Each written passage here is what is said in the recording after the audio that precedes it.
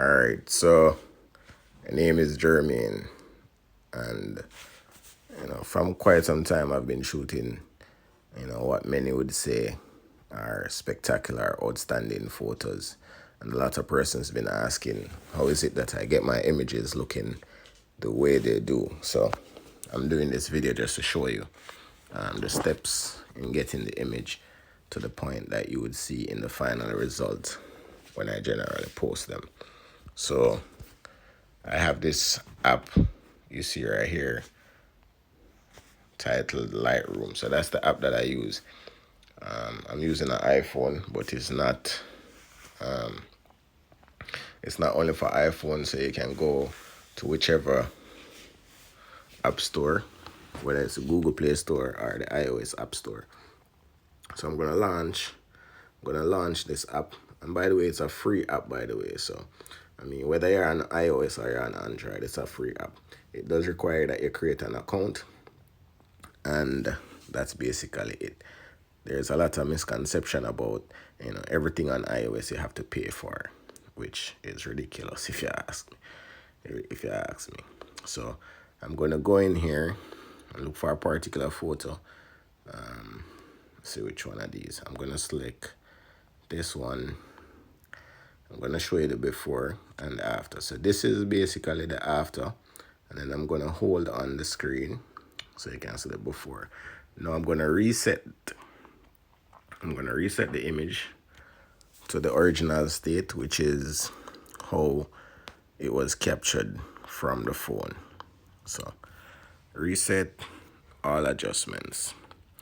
Alright, so this is not a filter, however, but when you make your adjustments, you can save it as a preset, and then you can then further apply that to other images.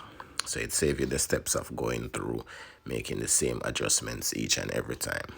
So if you look down the bottom here, there are all the different adjustments you can make.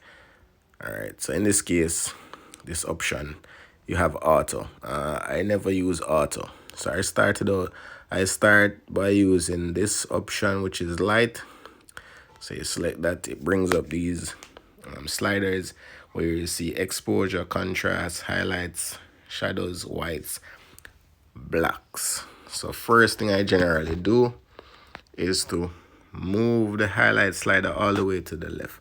And what that does is generally bring back some of the detail in the sky, because just from a little photographic standpoint, there's a thing called dynamic range, and the dynamic range is basically the balance between the light areas and the dark areas. And the phone sometimes do a good job in balancing dark areas and light areas, but the phone will never capture the image the way the eye sees it. So with that said, moving the highlights to the left, I'm then gonna push the shadows all the way to the right. You don't have to go all the way to the right. You can do it till it suits you. So in this case, I'm gonna stop about where it says plus 77. This will vary from image to image. So just play around with the sliders, just giving you a walkthrough of what you need to do to get your image stand out from what everybody else is doing. Then you're gonna move the whites to the right, and then you can also move the blacks to the left or to the right, depending on if it is that you want to bring back some of the detail in the black areas that was lost while you're trying to increase the shadows. So I'm gonna keep it around right there, +3. Then the next step is to go over to color. This is now where you can get very dramatic in terms of adding colors to your image. So in this case, I'm going to slide over to the right. So this is, to the right is the warm side, to the left is the cooler side. So if you want it to have that night type vibe, you can pull it to that side, or if you want it warm up your image.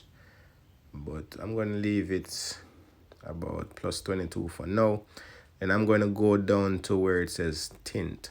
So to the left you'll have the greens, and to the right you'll have the magenta. So for this case I'm gonna boost the magenta quite a bit to make it, a bit dramatic. And then going back to the temperature and play with it just a bit. So I'm gonna bring around there, and the vibrance now will just amplify all of those colors.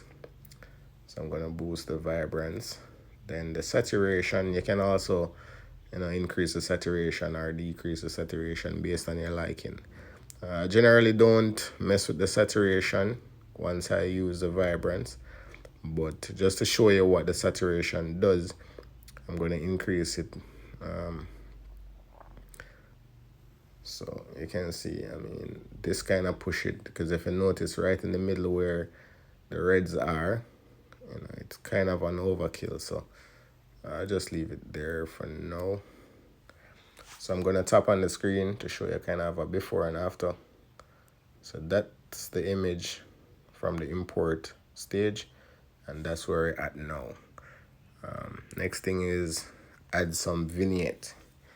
So what I'll see most people do from time to time, they'll add this white around. To me, that's horrible, adding that white around. But what I love the most is pulling it to the dark side.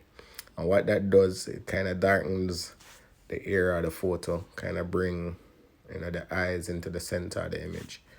So if you pull it all the way to the left, you can see exactly what is happening, but that is an overkill. So moderately, just slightly darkening the areas, and then details, you can use this to increase the sharpening of the image and so on. And presets, so this is where it says presets. This is where you can go and you can create your presets, save your presets, so you can use them and apply them to other image after you edit. So tapping on the screen again to show you the before and after. So go ahead, edit your images and let them stand out. All right, that's it.